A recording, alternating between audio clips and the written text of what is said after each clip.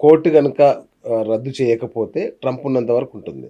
Government మారాక ఎళ్ళిపోతుందా? లేదంటే continue అవుతుందా?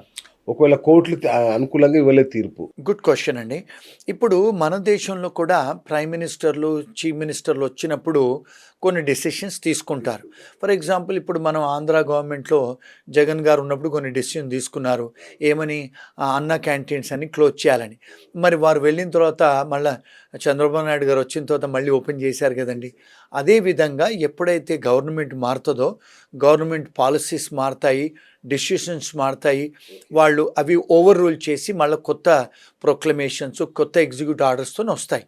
ఇప్పుడు అమెరికాలో చూస్తే బైడెన్ గారు చేసిన డిసిషన్స్ అన్నీ రద్దు చేసి, అవన్నీ ఓవర్‌టర్న్ చేసి, కొత్త ప్రొక్లమేషన్స్‌తోని, కొత్త ఎగ్జిక్యూటివ్ ఆర్డర్స్‌తోని ట్రంప్ గారు వస్తున్నారు. అంటే ప్రతి గవర్నమెంట్ మారినప్పుడు, వాళ్ళ అడ్మినిస్ట్రేషన్ మారినప్పుడు పాలిసీస్ చేంజ్ అవుతాయండి. వారు ఉన్నంత సేపు ఉండొచ్చిది. Okay. Right sir. National interest exemption అని ఇంకొకటి చెప్పారు. సో ఏంటి అది ఓన్లీ నోబెల్ లారెట్స్‌కేనా? లేదంటే పెద్ద పెద్ద కంపెనీల వాళ్ళకేనా? అందరికి వర్తిస్తుందా అది? ఇది ఇంట్రెస్టింగ్ క్వశ్చన్ అడిగారండి. నేషనల్ ఇంట్రెస్ట్ వేవర్ అంటారు దాన్ని. నేషనల్ ఇంట్రెస్ట్ వేవర్ అంటే ఏమిటి అంటే, అమెరికా గవర్నమెంట్‌కి మీరు ఒకవేళ పనికి వచ్చేవాళ్ళు అవుతే, అంటే నోబెల్ ప్రైజ్, నోబెల్ లారెట్సే కాదు, ఎవరైతే వరల్డ్ ఫేమస్ సింగర్స్ ఉంటారో, వరల్డ్ ఫేమస్ ఆర్టిస్టులు ఉంటారో, వరల్డ్ ఫేమస్ స్పోర్ట్స్‌మెన్ ఉంటారో, ఆర్టిస్టులే కానీ, లేకపోతే సైంటిస్టులే కానీ, ప్రపంచవ్యాప్తంగా కొన్ని ఇప్పుడు ఫర్ ఎగ్జాంపుల్ ఆర్టిఫిషియల్ ఇంటెలిజెన్స్‌లో మన దగ్గర కూడా కొన్ని ఇన్వెన్షన్స్ చేశారు. అలాంటి వాళ్లకు వాళ్ళు ఏం చేస్తారంటే, ఇప్పుడు మీరు మా దేశానికి ఇప్పుడు ఫర్ ఎగ్జాంపుల్ ఏదైనా మీరు కోవిడ్ కనుక్కుంటారు, మీరు కొన్ని క్యాన్సర్ డ్రగ్స్ కనుక్కుంటారు. ఇలాంటి సైంటిస్ట్ ఎవరైతే ఉంటారో, ఇప్పుడు నాసా సైంటిస్టులు వాళ్ళు ఉంటారు కదా, వాళ్ళు ఎవరైతే దేశానికి ఉపయోగపడతారో వాళ్ళు ఏం చేస్తారంటే నేషనల్ ఇంట్రెస్ట్ వేవర్ అనేది ఇస్తారు. వేవర్ అంటే ఏంటి? మేము వాళ్లకు వేవ్ చేస్తాము, అన్ని కండిషన్స్ చేసి మీకు మేము పచ్చ కాగితాలు, గ్రీన్ కార్డ్స్ ఇస్తాము, మా దేశాలకు రండి అని ఒక ప్రొవిజన్ ఉంది. యుఎస్లో కానీ, ఇంగ్లాండ్లో కానీ, ఆస్ట్రేలియాలో కానీ, కెనడాలో కూడా. అంటే ఇప్పుడు ఫర్ ఎగ్జాంపుల్ మన దేశంలో కొంతమంది సినిమా యాక్టర్లు ఉన్నారు. షారూక్ ఖాన్ లాంటి వాళ్ళు, అమితాబ్ బచ్చన్ లాంటి వాళ్ళు, వాళ్ళు కూడా గ్రీన్ కార్డులు ఇచ్చారు అమెరికా వాళ్ళు. కొంతమంది స్పోర్ట్స్మెన్స్ ఉంటారు, కొంతమంది చెస్ ప్లేయర్స్ ఉంటారు. అలాంటి వాళ్ళు వరల్డ్ ఫేమస్ ఎవరున్నా కూడా, ఇప్పుడు పద్మవిభూషణ్ అలాంటి వాళ్ళకు కూడా పిహెచ్డీలు చేసి, కొన్నిసార్లు పోస్ట్ డాక్టరేట్ చేసి సైంటిస్టులు కూడా అప్లికేషన్ పెట్టొచ్చు. మా ఫర్మ్ నుంచి మేము అలాంటి వాళ్ళకు చాలామందికి ప్రాసెస్ చేశాము, ఇప్పించిన సంఘటనలు కూడా ఉన్నాయి. సో అది న్యాచురల్ కండిషన్స్‌లో. ఇది కాలమిటీ.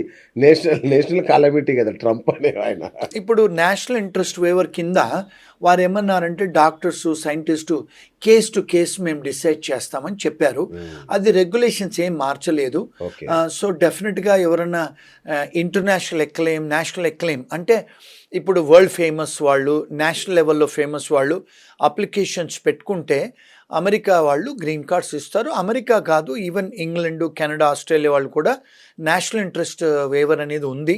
ఏ కంట్రీకైనా పెట్టుకోవచ్చు, వస్తాయి కూడా. అయితే ఇదంతా చూస్తుంటే సార్, ఇది అమెరికాలో అమెరికన్స్‌కి ఉద్యోగాల పరిరక్షణ అనే పేరుతో వాళ్ళు ఇదంతా చేస్తున్నా, దీని వెనక ఇమ్మిగ్రెంట్స్‌ని భయపెట్టాలి, ఇమ్మిగ్రెంట్స్‌ని రాకుండా చెయ్యాలి అనే ఒక రాజకీయ వ్యూహమే ఉందనేది అందరూ అనుకుంటున్న మాట.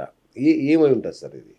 ఇప్పుడు మేక్ అమెరికా గ్రేటు, లేకపోతే ఇప్పుడు మన దేశంలో కూడా అమెరికా ఫస్ట్, ఇప్పుడు మన ఇండియాలో కూడా make in India, India great అని నినాదాలతో వస్తారు కదండి. ఈయన మేనిఫెస్టోలో ఏం చేశారంటే, ఈయన ట్రంప్ గారు మేనిఫెస్టోలో ఏంటంటే, మేక్ అమెరికా గ్రేటు, అమెరికాకే నేను ప్రొడక్షన్స్ అన్ని ప్రొడ్యూసింగ్ చేసే కంపెనీస్ అన్ని తీసుకొస్తాను, మన అమెరికన్స్కు ఉద్యోగాలు కల్పిస్తాను, అంటే వాళ్ళకు శాలరీస్ కూడా ఇంక్రీజ్ చేస్తాను, ట్యాక్స్ ఎగ్జంప్షన్స్ ఇస్తాను. అంటే గతంలో చూసుకుంటే అమెరికాలో ఇన్కమ్ ట్యాక్స్ లేదండి. యాక్చువల్గా టారిఫ్స్ మీదనే ఆ కంట్రీ నడిచేది సెకండ్ వరల్డ్ వార్ అప్పుడు. సో తర్వాత ఇన్కమ్ ట్యాక్స్ అనేది తీసుకొచ్చారు అమెరికాలో. సో ఆయన ఏం చేశారంటే, ఆయన అడ్వైజర్స్ గతంలో మరి కంట్రీ టారిఫ్స్తోనే నడిచింది కదా, మరి ఇన్కమ్ ట్యాక్స్ ఎందుకు వెయ్యాలి మన ప్రజల మీద అనే నినాదంతోనే వచ్చారు. అందుకని వారు టారిఫ్స్ వేస్తున్నారు, అమెరికన్స్ని గ్రేట్గా చెయ్యాలి, అమెరికన్స్కే ఉద్యోగాలు ఇప్పియాలని ఒక నినాదంతో వచ్చి వాళ్ళు గెలిచారు ట్రంప్ గారు. రెండోది ఏంటంటే, అమెరికాలో అండి ఇప్పుడు చూసుకుంటే చాలామంది ఇల్లీగల్ ఇమిగ్రెంట్స్ ఎక్కువైపోయారు. లక్షలలో కోట్లలో ఇమిగ్రెంట్స్ అయిపోయారు. ఇప్పుడు మెక్సికన్సే కానీ, సౌత్ అమెరికన్సే కానీ, చైనీస్ వాళ్ళు కూడా చాలా ఇల్లీగల్ ఇమిగ్రెంట్స్ ఉన్నారు. దారుణంగా. ఇండియన్స్ కూడా ఉన్నారు, చాలామంది ఉన్నారు. సో ఇప్పుడు వాళ్ళందరినీ కూడా టార్గెట్ చేసి, వాళ్ళందరినీ కూడా అరెస్ట్ చేసి, వాళ్ళు ఎక్స్పెడైటెడ్ రిమూవల్ చేస్తున్నారు, అంటే డిపోర్ట్ చేస్తున్నారు. అంటే చాలామందికి ఇప్పుడు ప్రతిరోజు నిన్నగాక మొన్న కూడా వాళ్ళు ఇప్పుడు చైనీస్ రెస్టారెంట్స్ మీద దాడి చేస్తున్నారు, అంటే రేడ్స్ చేస్తున్నారు. రేడ్స్ చేస్తే ఇమిగ్రేషన్ పోలీస్ వాళ్ళకి రిఫ్రిజిరేటర్లలో పాస్పోర్ట్లు దొరుకుతున్నాయి, దొంగ పాస్పోర్ట్లు, దొంగ డ్రైవింగ్ లైసెన్స్లు, దొంగ ఐడి కార్డులు, అన్నీ దొంగ దొరుకుతున్నాయి. మరి వాళ్ళు ఏం చేస్తున్నారంటే ఇప్పుడు అన్ని చైనీస్ రెస్టారెంట్ల మీద రేడ్ చేస్తే అమెరికా మొత్తంలో దానికి మనీ లాండరింగ్ కూడా చేస్తున్నారు చైనీస్. మనీ లాండరింగ్ కాకుండా even drug offences, drug trafficking, drug cartels కూడా ఉన్నాయంట. ఇప్పుడు విపరీతమైన అంటే క్రైమ్ బయటపడుతుంది. గతంలో వీళ్ళు ఏమనుకునే వాళ్ళు అంటే ఈ డ్రగ్ కార్టల్స్ అంతా కూడా సౌత్ అమెరికన్సే చేస్తున్నారు అనుకునేవాళ్ళు, కానీ ఇప్పుడు చూస్తుంటే చైనీస్ వాళ్ళు కూడా చేస్తున్నారు. మరి ఇప్పుడు లీగల్ ఎన్ఫోర్స్మెంట్ ఎక్కువ అవుతుంది, వాళ్ళందరినీ పట్టుకుంటున్నారు ఇప్పుడు.